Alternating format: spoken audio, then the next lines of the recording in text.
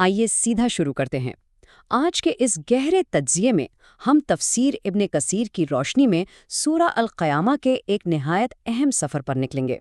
یہ ایک ایسا سفر ہے جو انسان کے ابتدائی شکوک و شبہات سے شروع ہوتا ہے اور سیدھا آخرت اور قیامت کی کائناتی حقیقت کے آخری ثبوت تک جاتا ہے۔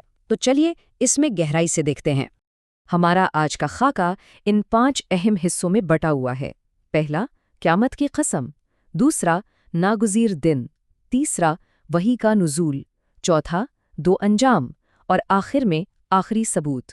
تو شروع کرتے ہیں پہلے حصے سے، قیامت کی قسم اور انسانی شک کا رد۔ یہاں ابتدائی آیات میں آخری دن کی مکمل حقیقت کو بڑی مضبوط قسموں کے ذریعے قیام کیا گیا ہے تاکہ کسی بھی قسم کی شک کی گنجائش ہی نہ رہے۔ اب یہاں ایک بہت ہی دلچسپ نفسیاتی تصور یعنی سائیکولوجیکل کانسیپٹ سامنے آتا ہے جسے النفس اللوامہ یا خود کو ملامت کرنے والا نفس کہا گیا ہے۔ عالم الحسن البصری بتاتے ہیں کہ دراصل یہ وہ مومن ہے جو مسلسل اپنی نیت پر سوال اٹھاتا ہے اور خود کا احتساب کرتا ہے، جبکہ دوسری طرف وہ لوگ ہیں جو بس بنا سوچے سمجھے آگے بڑھتے جاتے ہیں، جنہیں کسی بات کی کوئی پرواہ نہیں ہوتی۔ اور یہیں سے انسانی شک کا مرکز ابھرتا ہے۔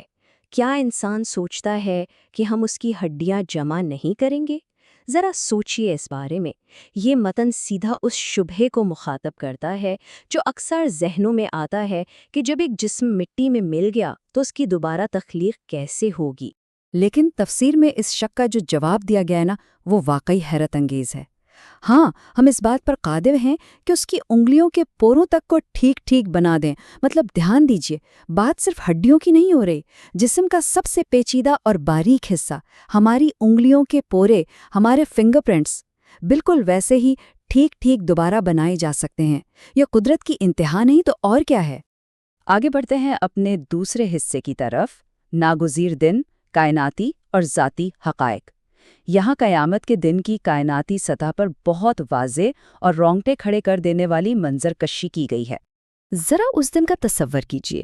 کائناتی سطح پر نگاہیں چندھیا جائیں گی، خوف سے جھک جائیں گی، چاند بالکل بے نور ہو جائے گا اور سورج اور چاند آپس میں ملا دیے جائیں گے۔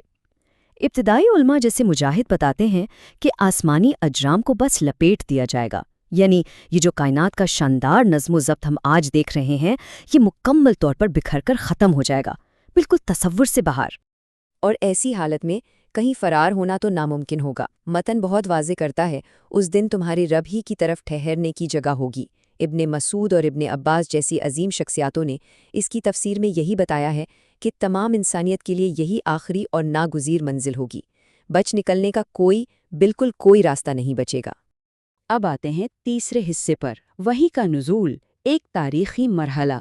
یہ حصہ تھوڑا مختلف ہے اور بتاتا ہے کہ پیغمبر محمد نے فرشتے جبریل سے یہ بھاری پیغام کیسے وصول کیا۔ یہاں ابن عباس کی ایک بہت خاص روایت ملتی ہے۔ ہوتا یہ تھا کہ پیغمبر وحی کو یاد کرنے کے لیے جلدی جلدی اپنے ہونٹ ہلاتے تھے تاکہ اس بھاری الہامی پیغام کو فوراً محفوظ کر لیں۔ وہ بہت مشقت کرتے تھے۔ اس پر خدا کی طرف سے ہدایت آئی کہ آیت کو یاد کرنے کے لیے اس طرح جلدی نہ کی جائے۔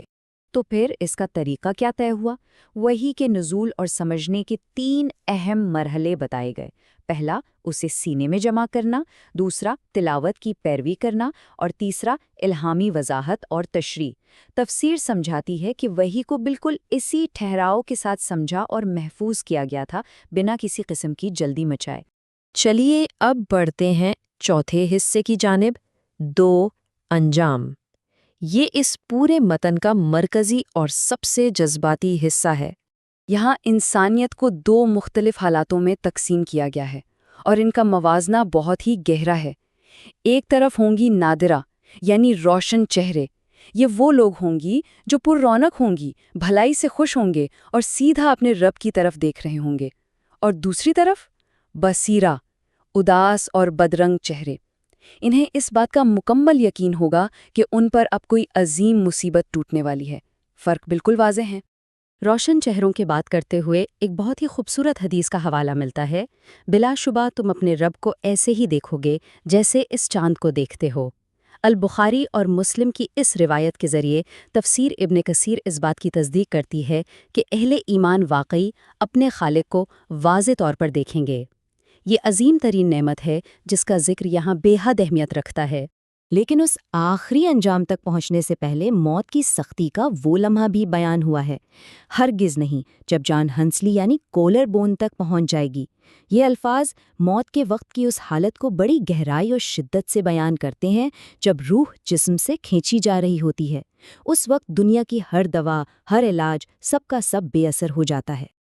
اور اسی منظر کو آگے بڑھاتے ہوئے الحسن البصری وضاحت کرتے ہیں کہ پنڈی سے پنڈی جڑ جائے گی۔ اس کا ایک نہایت اہم میٹافوریکل یا استعاراتی مطلب ہے۔ یہ دراصل اس دنیا کے آخری دن اور آخرت کے پہلے دن کے درمیان ہونے والی سنگین مشکلات کی علامت ہے۔ ایک ایسی حالت جہاں قدم آگے بڑھنے سے پوری طرح قاصر ہو جائیں گے، بالکل بے بس۔ اب ہم آتے ہیں اپنے آخری اور 5ویں حصے کی طرف، آخری ثبوت، انسانی تخلیق کا آغاز۔ یہ مرحلہ ان لوگوں کو بڑا منطقی جواب دیتا ہے جو سمجھتے ہیں کہ انسان کو بغیر کسی مقصد کے بس یوں ہی چھوڑ دیا جائے گا۔ قرآن انسانی تخلیق کے مراحل یاد دلاتا ہے، پہلے نطفہ، پھر علقہ یعنی خون کا لوتھڑا، پھر اسے ٹھیک ٹھیک شکل دی گئی اور آخر میں اس سے 2 جنسیں بنائی گئیں۔ یہ پورا بائیولوجیکل سلسلہ ایک بہت ہی ٹھوس دلیل کے طور پر سامنے رکھا گیا ہے۔ اور اس دلیل کا نتیجہ کیا نکلتا ہے؟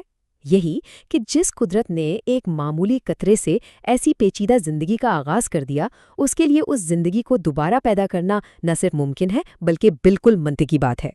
زندگی کو پہلی بار وجود میں لانا ہی دراصل اسے دوبارہ زندہ کرنے کی سب سے بڑی اور ٹھوس دلیل ہے۔ اس پورے تجزیے کے بعد آخر میں ہمارے پاس صرف ایک غور و فکر کی دعوت دینے والا سوال بچتا ہے، کیا وہ اس بات پر قادر نہیں کہ مردوں کو زندہ کر دے؟ یہ محض ایک لائن کا سوال نہیں ہے، یہ دوبارہ زندہ کیے جانے کی اس مطلق حقیقت پر گہری سوچ کا ایک پیغام ہے۔ سوچئے، کیا واقعی ایسی عظیم قدرت کے آگے کچھ بھی ناممکن ہو سکتا ہے؟